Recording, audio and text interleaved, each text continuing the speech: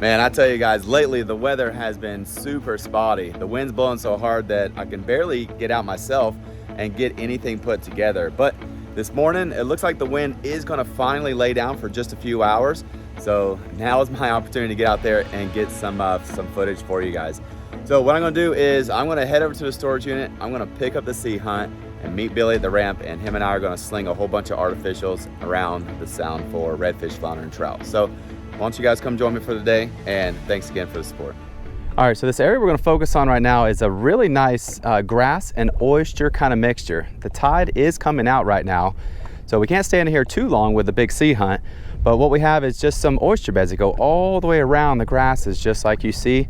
And what I'm hoping to find is maybe some fish that are coming out of the grasses and they're gonna start dropping back to that next level of structure. And guys, this is all the stuff I talk about on Patreon, how fish are moving constantly with a tide. As the tide goes up, fish go up, and as the tide comes out, fish come back. So if we can find them pulling back to that very next level of structure, that would be really good, because I can't really get up in there and get shallow. What I'm gonna do is just gonna throw the old popping cork. This is the 4 Horsemen cork. Big fan of this company, not sponsored at all. It's just a high quality cork that I enjoy throwing. I have about a 2-foot piece of 30-pound leader, and underneath here is a 4-inch beer run, and I actually have it on just a circle hook. This is a 3/0 circle hook with a little, what's this, like a bullet weight, very similar, kind of like a Texas rig, but all that does is that weight just kind of keeps it down in our water column, and every time I pop this thing, it comes up and swims and then goes back down, up, swims, and goes back down. So I'm constantly moving the cork. So let's see if we can get out here and find something to eat. Got him. Oh, that's a slow takedown. Feels like a flounder. No, just a nice trout.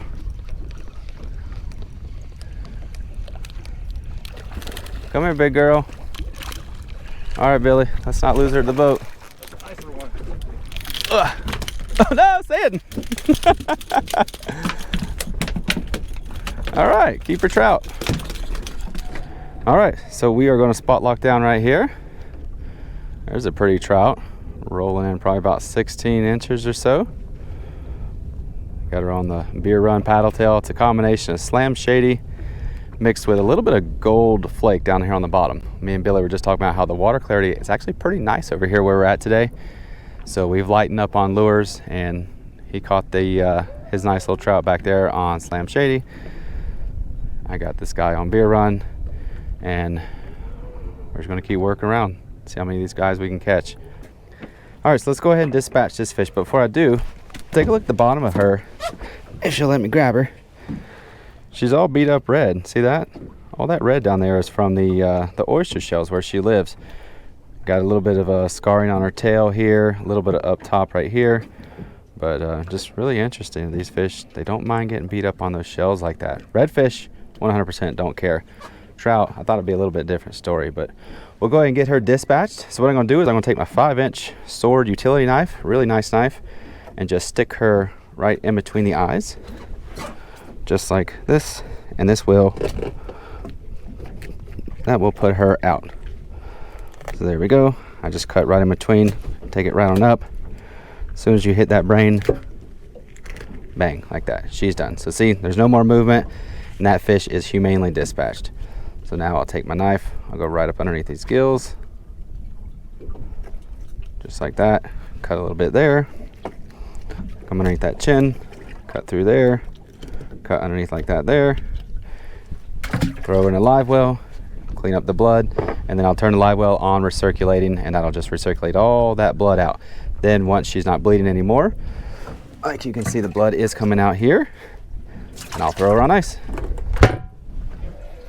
Need a net? Yeah, there you go. That's a good one. Picked him right off them oysters you were talking about. Yeah. Yeah, we just got set up on his first spot here. Just telling Billy we got some nice oysters right out here in front of us. You can't quite see them because the water's still covering them up.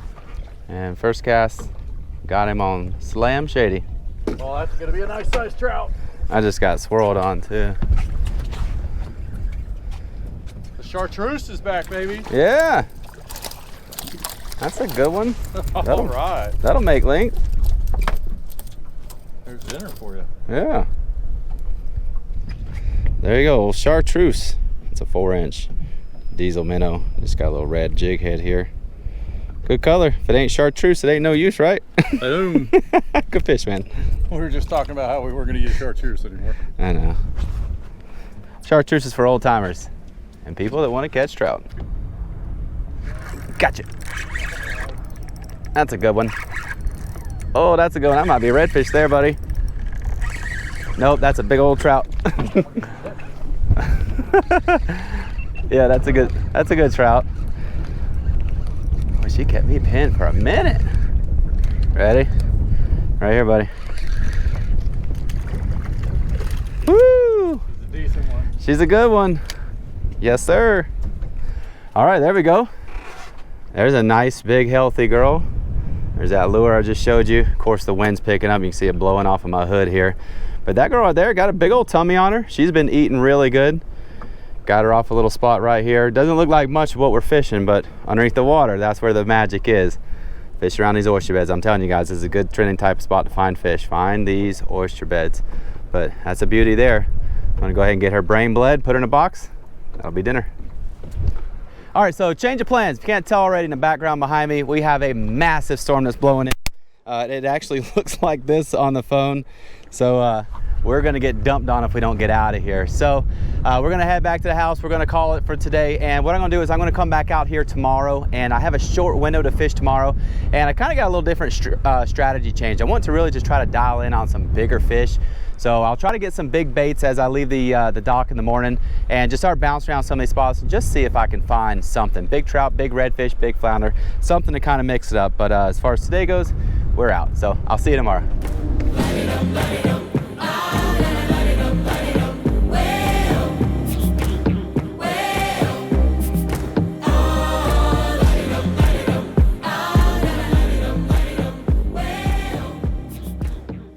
All right, man, what a beautiful run out here this morning. I had the chance to finally put the drone up due to the winds being low.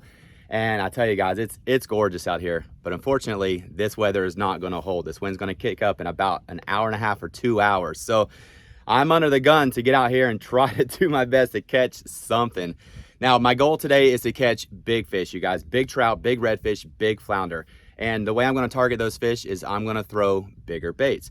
We have a lot of river pogies surrounding my boat right now. They're about the 3 to 5 inches in size. And I'm gonna pull the black pearl cast net out. I'm gonna throw that thing on them, and hopefully I can get at least a dozen, maybe 2 dozen river pogies to take out to the sound. So my method of catching those fish are gonna be live bait under a popping cork. It's a real simple way of getting it done. And man, fingers crossed. Let's get out here. Let's see if we can catch some big girls.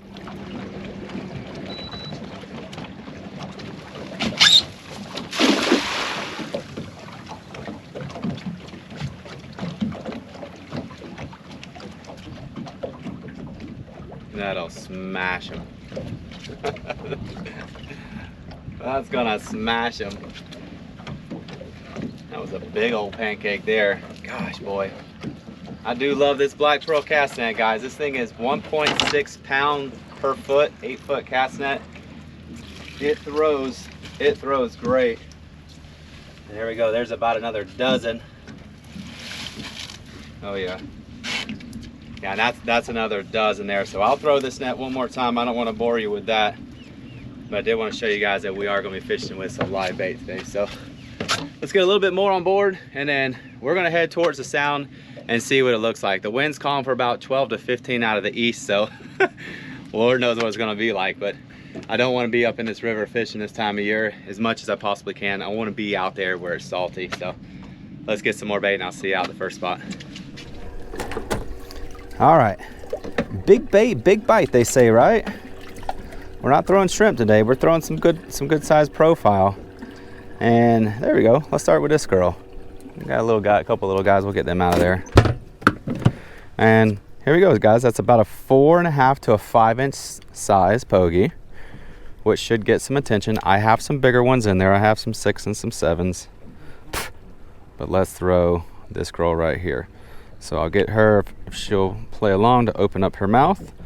Go right in through the top of that mouth. come out right there, just forward of the eyes. You don't want to hit the eyes because you'll kill them. And there you go. You hook your bait just like that, she won't get off. If you try to nose hook her, she'll eventually back her way out unless you use a little rubber stopper on your hook. So let's go ahead and throw this out. The rig that I got right now is a pop and cork rig, you guys. This is a 4 horseman cork. I have about 12 inches of leader, a little split shot about 4 inches above that hook just to keep the bait down 1/4 inch in weight.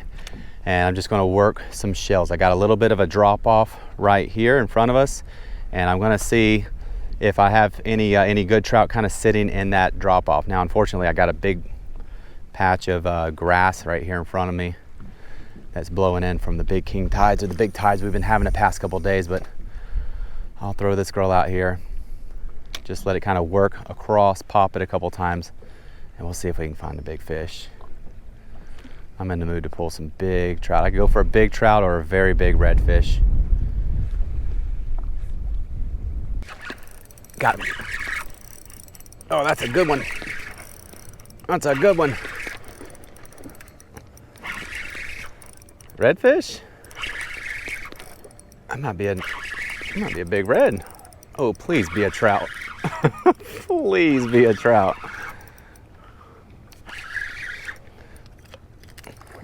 Oh, it is. Whoa! Whoa, whoa, whoa! Holy cow, you guys, that is a over 20-inch trout. Oh boy. Come here, Meg Mama.